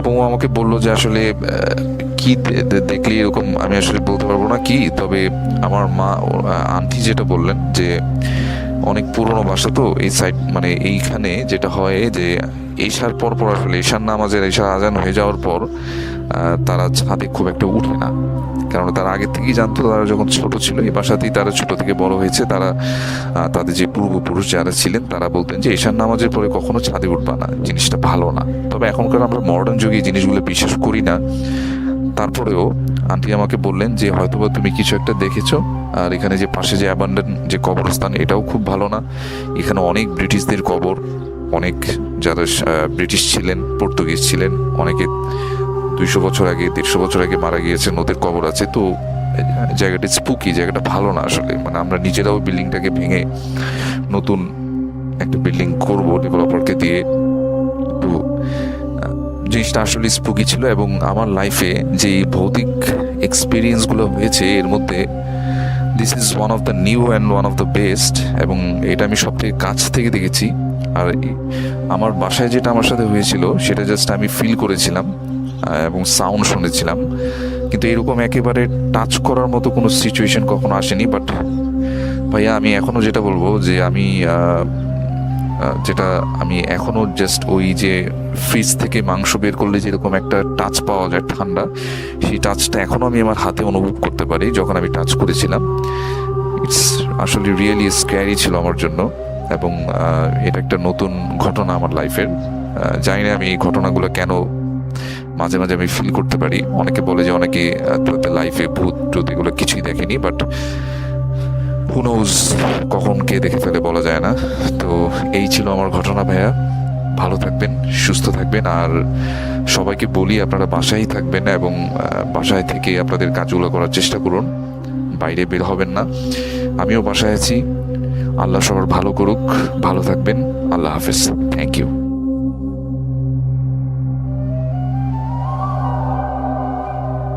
আরও একবার আপনাদের সবাইকে স্বাগত জানাচ্ছি, আমি রাসেল, শুনছেন ভূত.com, এবং আজকের এই এপিসোডটা খুবই অদ্ভুত একটা এপিসোড। আপনাদের শুরুতেই বলেছি, আরও একবার তারপরেও জানিয়ে দিই, আর সেটি হচ্ছে আজকের এই এপিসোডটি মূলত আমি বাসায় বসে করছি, এবং আমার যে ছোট্ট সেট আপ সেটা থেকে করছি, এবং আমাদের যা ভুল ত্রুটি হচ্ছে সেটা আপনারা আশা করব মাফ করে দেবেন। আমাদের এই করোনা পরিস্থিতির কারণে এই লকডাউনের সময়টা আমরা বলেছিলাম যে ঘরে বসে থেকে আপনারা আপনাদের যে ঘটনাগুলো রয়েছে সেই ঘটনাগুলো রেকর্ড করে আমাদের কাছে পাঠিয়ে দিন, কারণ স্টুডিওতে এখন কাউকে ডাকতে পারছি না। আমরা চমৎকারভাবে আপনাদের কাছ থেকে সাড়া পেয়েছি এবং আশা করছি ভবিষ্যতেও পাবো, এবং এই আপনাদের যে এই মানে আমাদের প্রতি যে সহযোগিতা এইটা আশা করছি যে অব্যাহত থাকবে। তো যাই হোক, আমি আশা করব যে এখন যেটা আমি করতে চাই সেটা হচ্ছে যে সেটা হচ্ছে এই মুহূর্তে আরো একটা ঘটনা প্লে করতে চাই, এবং এই ঘটনাটিও আমাদের একজন অতিথি পাঠিয়েছেন এবং তার সেই ঘটনাটি আমি প্লে করব আপনাদের জন্য। ও ঘটনাটি এসছে বাহরাইন থেকে। আশা করছি যে এই ঘটনাটি আপনার ভালো লাগবে, এবং আমি বলেছিলাম যে ভূত.com-এর যারা লিসেনার তারা যদি ভয় পান তাহলে অকারণে করোনাকে ভয় পাবেন না, আতঙ্কিত হবেন না, কারণ আতঙ্কিত হলে মানুষ ভুল বেশি করে। আপনি আতঙ্কিত না হয়ে যেটা করতে পারেন সেটা হচ্ছে এমন কোনো মানে ভয় পাওয়ার উপায় খুঁজে নিন যেখানে ভয় পেলে তার সাথে আনন্দ আছে, যেমন ভূত.com। সো আপনি ঘরে যেহেতু বসে আছেন, ঘর থেকে আপনি আমাদের জন্য প্রচুর প্রচুর প্রচুর পরিমাণে ঘটনা পাঠিয়ে দিন এবং রেকর্ড করে পাঠান। আমাদের ইমেল অ্যাড্রেস হচ্ছে rastel.bhoot.com@gmail.com। বাহরাইনের ঘটনায় চলে যাব, সাথেই থাকুন। আসসালামু আলাইকুম রাসেল ভাই, আশা করি ভালো আছেন, কারণ আপনি সব সময় ভালোর দলে। আমি মোহাম্মদ ওসমান মীর, কুমিল্লার নাঙ্গলকোট আমার বাড়ি। আমি মধ্যপ্রাচ্যের বাহারাইনে থাকি। রাসেল ভাই, আমি ভূতে প্রেমের নিয়মিত শ্রোতা। এখন পর্যন্ত একটা এপিসোডও আমি বাদ দিই নাই। এই প্রথম আমি কোনো ঘটনা পাঠাচ্ছি যেটা আমার নিজেরই এক্সপিরিয়েন্স, নিজের সাথে ঘটে যাওয়া। তো আমি কথা না বাড়িয়ে আমি সরাসরি ঘটনায় চলে যাই। তার আগে আমি জায়গাটার যে বর্ণনা সেটা আগে দিয়ে নেই। এটা আমাদের এলাকারই একটা জায়গা। আমাদের যে মাঠের এক কোণে জায়গাটা অবস্থিত, সেটা উঁচু একটা কবরস্থান। ওখানে খুবই পুরনো একটা বট গাছ আছে। এটা নিয়ে এর আগেও অনেকের সাথে অনেক কিছু ঘটছে এই বট গাছের কাহিনী। সো আমি এগুলা পরে সময় পাইলে আমি ধীরে ধীরে বলবো। তো বট গাছের নিচে একটা পুকুর আছে, ওইটাও কেউ ইউজ করে না। ওই জায়গাটাই মূলত কেউ ইউজ করে না। ওটা দিনের বেলায়ও খুবই 100, কেউ ওই দিকে যায় না আর কি। তো একটা পরিবার, তারা আমাদের গ্রামেরই একটা পরিবার, তাদের ওখানে জায়গা আছে বট গাছের নিচে। তারা ভাবতেছে যে ওখানে বাড়ি করবে আর কি। তো তারা ধীরে ধীরে বাড়ির নির্মাণ কাজ শুরু করতেছে। এভাবে তারা দিনে কাজ করে, অন্য বাইরে কাজ করে। ও রাত্রে তারা নিজেরাই তাদের নিজেদের বাড়িটা নির্মাণ করতেছে আর কি ধীরে ধীরে।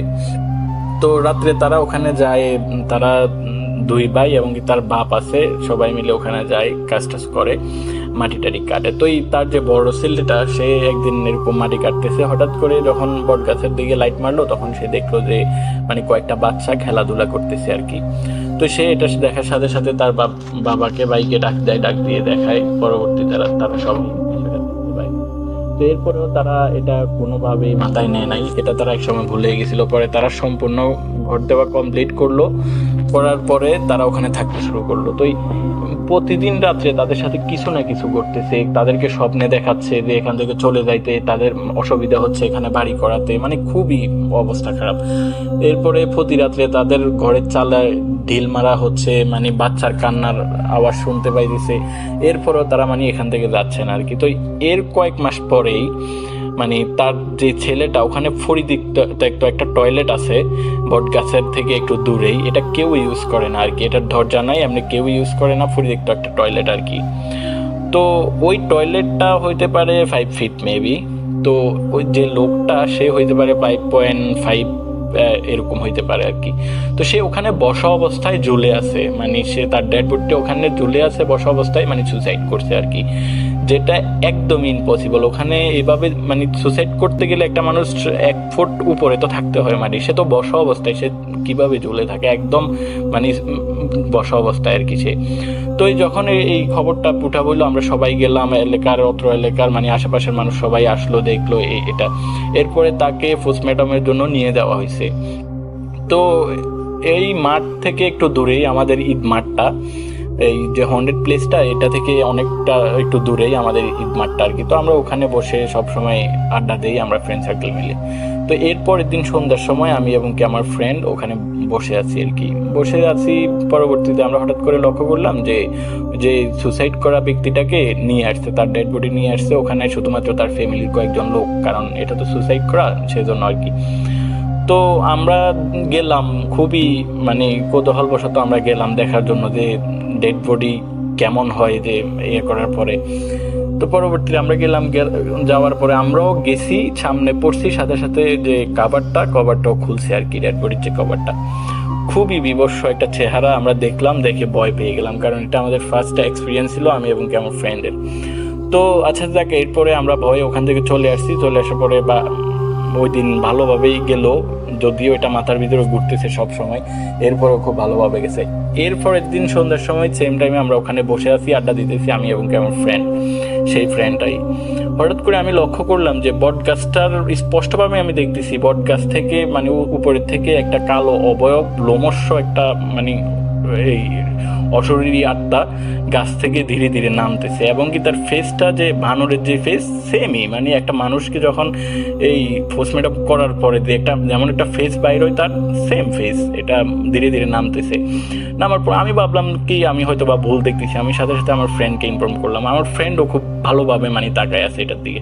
তো আমরা দেখতেছি স্পষ্টভাবে এটা নামতেছে, ধীরে ধীরে নামতে নামতে এটা পুকুর পর্যন্ত আইসা, এটা একটা মানুষ নামাজ পড়া অবস্থায় রুকু দিলে যেরকম সেম একটু কমভাবে মানে মোর দেন 3 to 4 মিনিটস এভাবে মানে আছে আর কি, রুকু দেওয়ার মতো অবস্থায় অর্ধেক হয়ে আছে আর কি।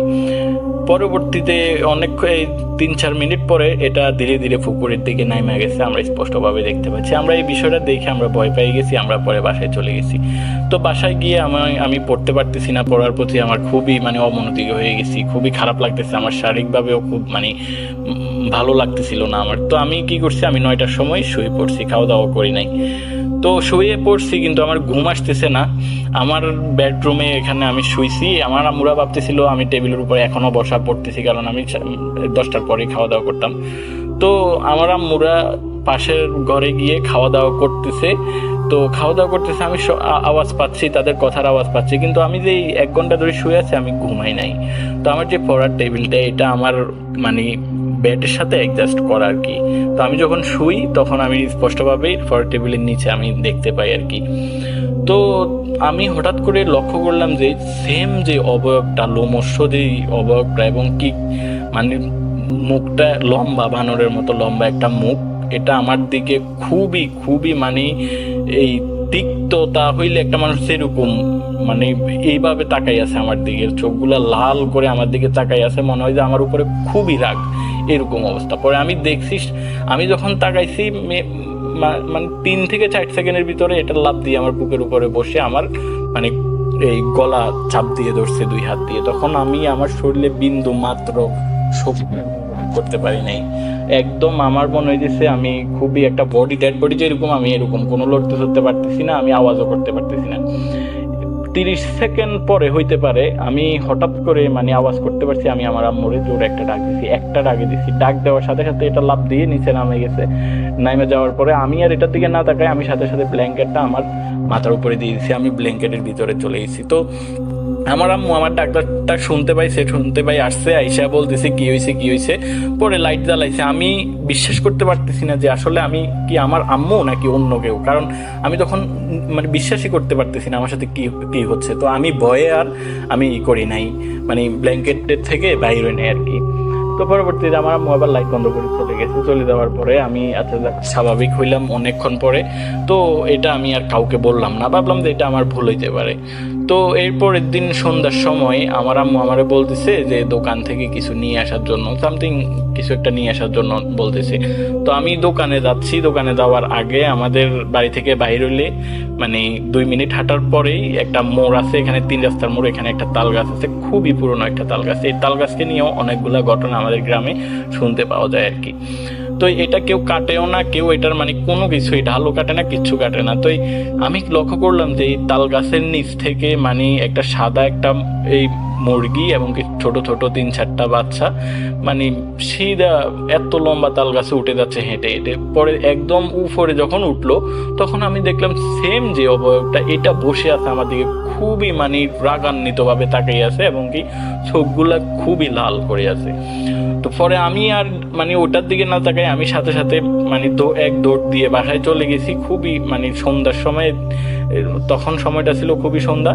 তো আমি সাথে সাথে বাসায় চলে গেছি। বাসায় চলে যাওয়ার পরে আমি কাঁপতেছি, আমার মুখ দিয়ে কোনো কথা বাইর হতেছে না। আমার আম্মু বলতেছে মানে এটা আনছত নি, কি হয়েছে তোর, তুই কি ভয় পাইছত নাকি, কি হয়েছে? আমার আম্মু আমার অনেক মানে কোশ্চেন করতেছে। আমি প্রায় আধা ঘন্টার মতো কোনো কথাই বলতে পারতেছি না।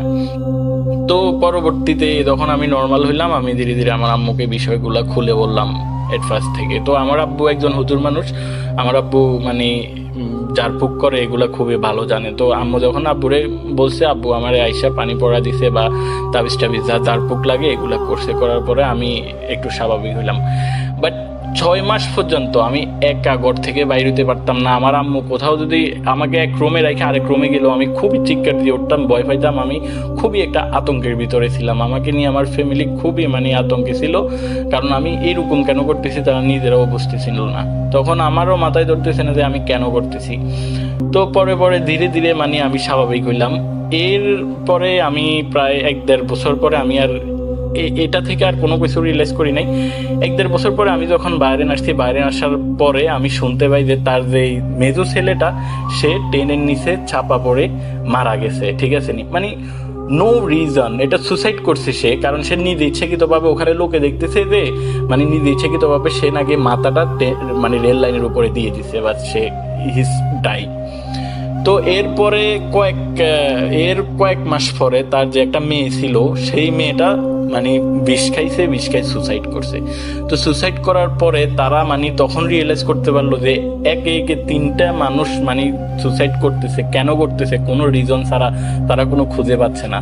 তো এক পর্যায়ে তারা ওই যে আগে যে স্বপ্নে দেখানোর যে কাহিনীগুলো, এগুলা তাদের মনে পড়লো, এবং কি তারা এখন অলরেডি ওই জায়গা থেকে তারা চলে গেছে, ওই জায়গাটা ছেড়ে তারা চলে গেছে।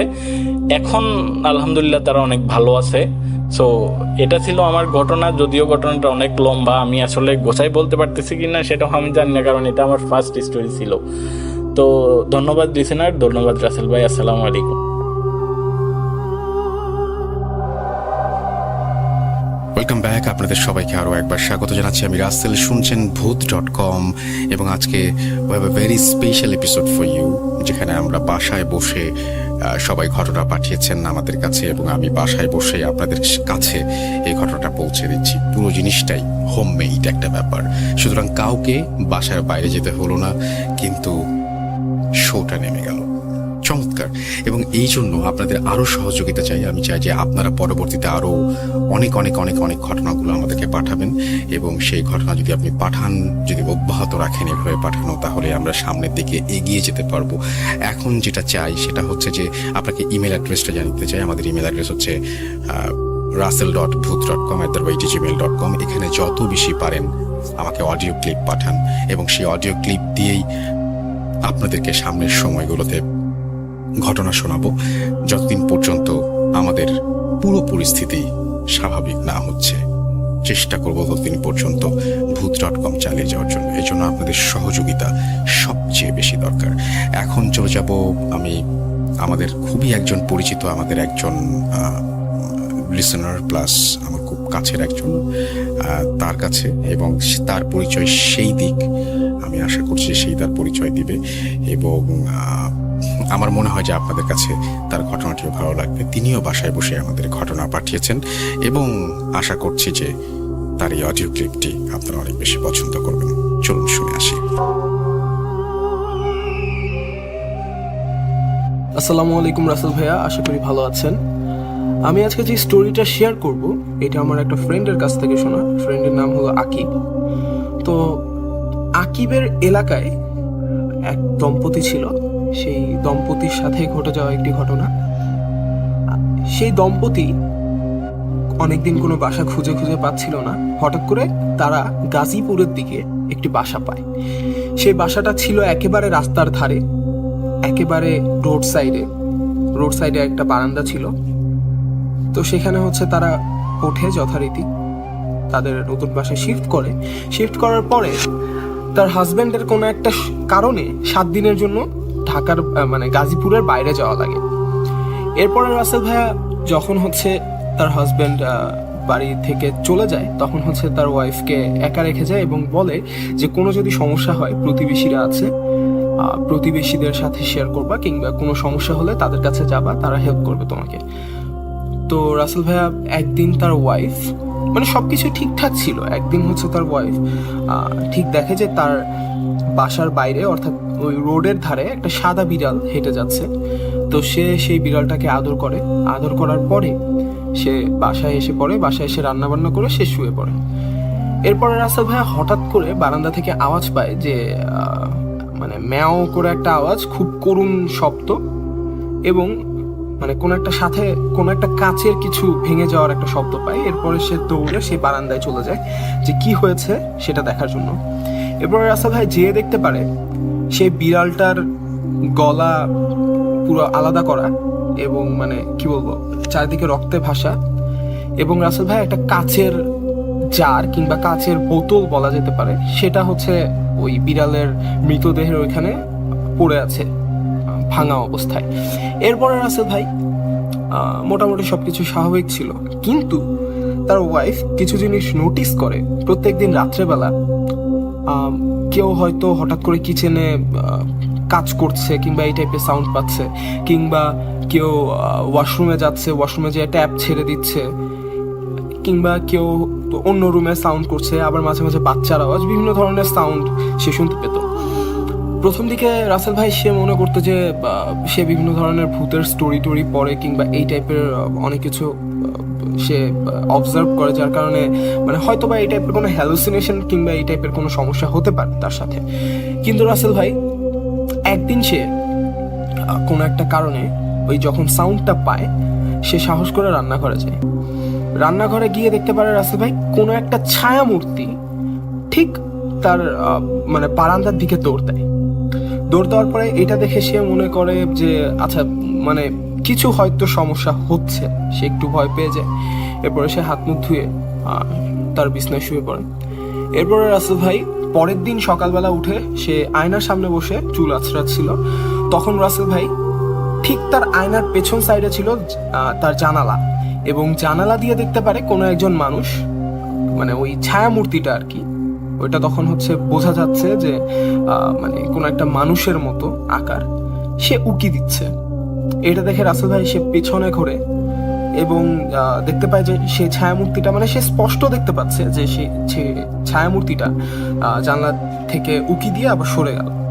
তো রাসেল ভাই এরপরে সে জানলা টানলা আটকিয়ে তার প্রতিবেশীদের বাসায় চলে যায়, যে বলতে থাকে যে আমি বিভিন্ন সমস্যার মধ্যে আছি। তো তখন হচ্ছে প্রতিবেশীরা এই সমস্যাগুলো শুনে বলে আচ্ছা সমস্যা নেই, এরপরে যদি তুমি কখনো কোনো কিছু অনুভব করো আমাদেরকে একটু জানাবে, আমরা তাহলে থাকবো। এরপরে রাসেল ভাই তার একজন প্রতিবেশী, মানে তার ফ্রেন্ড বলতে পারেন, সে তার বাড়িতে এসে থাকা শুরু করে। এখন রাসেল ভাই পাশের রুমটাতে সেই মানুষটি ছিল, এবং সেই যে যার সাথে ঘটনাগুলো ঘটছে সে একটি রুমে শুয়েছিল। রাসেল ভাই ঠিক যখন শুয়েছিল সে দেখতে পারে রাত্রেবেলা যে তার মাথার উপরে, অর্থাৎ একদম ঠিক বরাবর উপর দিকে সে ছায়ামূর্তিটা গলায় দড়ি দিয়ে ফ্যানের সাথে ঝুলছে। এবং রাসেল ভাই এটা দেখার পরে সে এতটা ভয় পেয়ে যায়, সে দৌড়ে সে আরেকজনের কাছে চলে যায় যে তার পাশের রুমে ছিল। তার কাছে যাওয়ার পরে সে বলতে থাকে যে মানে এরকম এরকম কিছু হচ্ছে আমার সাথে, আমি ওই রুমে শুতে পারছি না, আমি কি করব আমি জানি না বলে রাসেল ভাই সে তার জ্ঞান হারায়। এরপরে তাকে সকালবেলা সবাই হচ্ছে তাকে উদ্ধার করে, এবং সেই যে আপুটি ছিল তার সাথে সে হচ্ছে তার মাথায় পানি টানি দিয়ে সবকিছু ঠান্ডা করে সবকিছু বলে সবাইকে। আর ঠিক এর মাঝে রাসেল ভাই হঠাৎ তার হাজব্যান্ড চলে আসে তার বাসায়। আসার পরে সে ফার্স্টেই করে কি, তার যে হুজুর আছে সে এলাকায় এবং বড় মসজিদটা আছে সেই হুজুরের কাছে যায়, এবং হুজুরের কাছে শোনে যে হুজুর এই বাড়িতে এমন কি আছে, আপনি একটু আমার সাথে চলেন। তো সাথে যাওয়ার পরে হুজুরও সাথে আসে। আসার পরে বললো যে এই বাড়িতে একজন লোক থাকতো, যেহেতু হচ্ছে এই বাড়ির আসল মালিক তারা বিদেশে অবস্থানরত আছেন, তো এবং কেয়ারটেকার এটা দেখাশোনা করে। সো সেই বাড়িতে একজন লোক হঠাৎ করে উঠেছিল। সেই লোকটা একাই থাকতো ঘরে, দাড়িওয়ালা, এবং সে হচ্ছে বিভিন্ন ধরনের রিচুয়ালস কিংবা এই টাইপের জিনিসগুলো সে পালন করতো, কিংবা ব্ল্যাক ম্যাজিক কিংবা জিন হাজির, আত্মা হাজির, এই টাইপের কাজগুলো সে করে থাকতো সাধারণত। তো সেই ওয়াইফ, যে লোকটার ওয়াইফকে জিজ্ঞেস করে যে আপনি কি কিছু এরকম কোনো অস্বাভাবিক কি হয়েছিল আপনার সাথে, শুরু থেকে একদম বলেন। তো সে একবারে ওই যে বিড়ালের স্টোরি থেকে শুরু করে সে সব কিছু বললো। বলার পরে সে হুজুরটা বলে যে এই বাড়িতে এখনো একটা বদ জিনের আছর আছে, সেটা হচ্ছে সেই লোকটা হয়তো একটা কোনো জিন বন্দি করেছিল। সেই বন্দি করার পরে যখন সে বিড়ালটা কোনো মতে হয়তো ওই জারটাকে ভেঙে ফেলে, এবং সে জিনটা যখন মুক্তি পায় সে প্রথমে সেই বিড়ালটার রক্ত পান করে কিংবা এই টাইপের বিড়ালটাকে আগে মেরে ফেলে। এরপরে রাসেল ভাই মানে বিভিন্ন ধরনের সমস্যা কিংবা ওই মহিলাটার উপরে বিভিন্ন আক্রমণ করারও হয়তো বা ট্রাই করেছিল সেই জিনটা। এবং হুজুর পরে ঘর বন্ধ টন্ধ করে দিয়ে যায়। ঘর বন্ধ করার পরে বলে যে এই জিনটাকে এখান থেকে হয়তো বা সরানো যাবে না, কেননা এই জিনের সাথে অনেক কিছুই হয়তো অনেক অত্যাচার করা হয়েছে এই জিনটার উপরে, এবং এই জিনটা অনেক শক্তিশালী। তো তাকে বলা হয় যে আপনি তাহলে বাসাটা চেঞ্জ করে ফেলেন, এটা হচ্ছে সবচেয়ে ভালো বুদ্ধি। এরপরে রাসেল ভাই তারা যত দ্রুত সম্ভব সে বাসা থেকে সরে যায়, এবং সে বাসাটা এখনও রাসেল ভাই গাজীপুরে এখন পর্যন্ত তালাবদ্ধই আছে। সে বাসাটাতে এখনো কেউ উঠতে পারে না।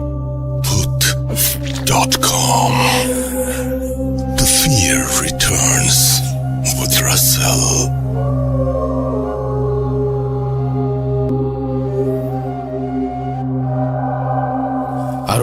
সবাইকে স্বাগত জানাচ্ছি। আমি রাসেল। আজকে দেখতে দেখতে আমাদের যে এপিসোডটা, সেই এপিসোডটা শেষ হয়ে গেল, কিন্তু এই এপিসোডে চমৎকার কিছু স্মৃতি থেকে গেল।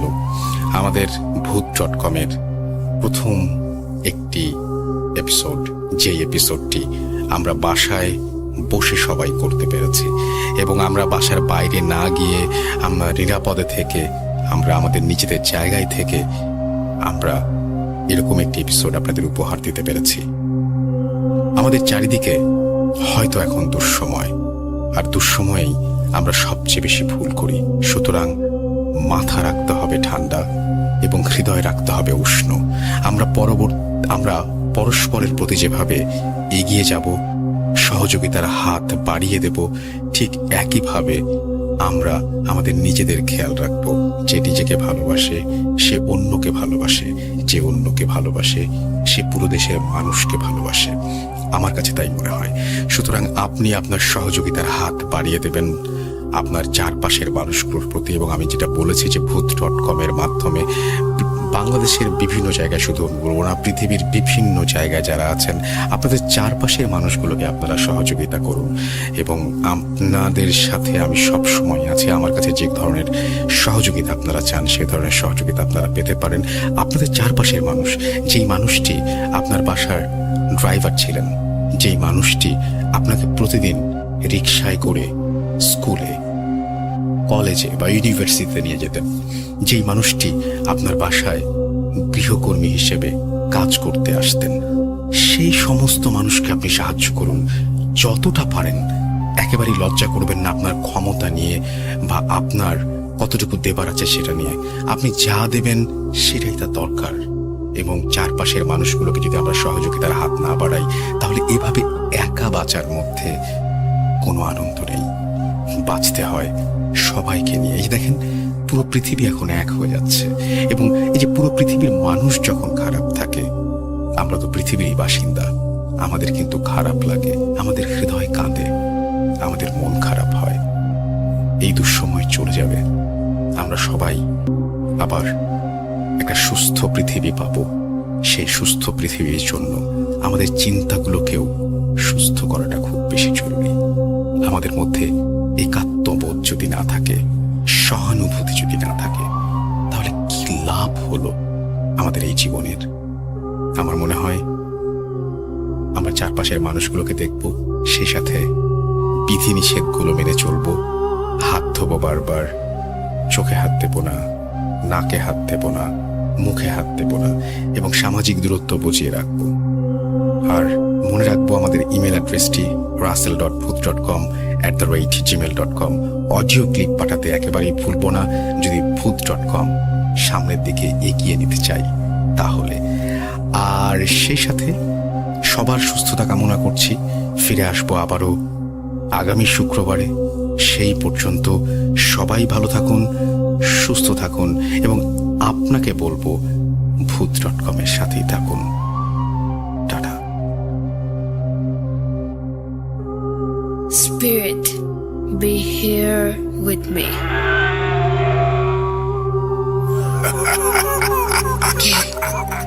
কে তুমি? Hoot.com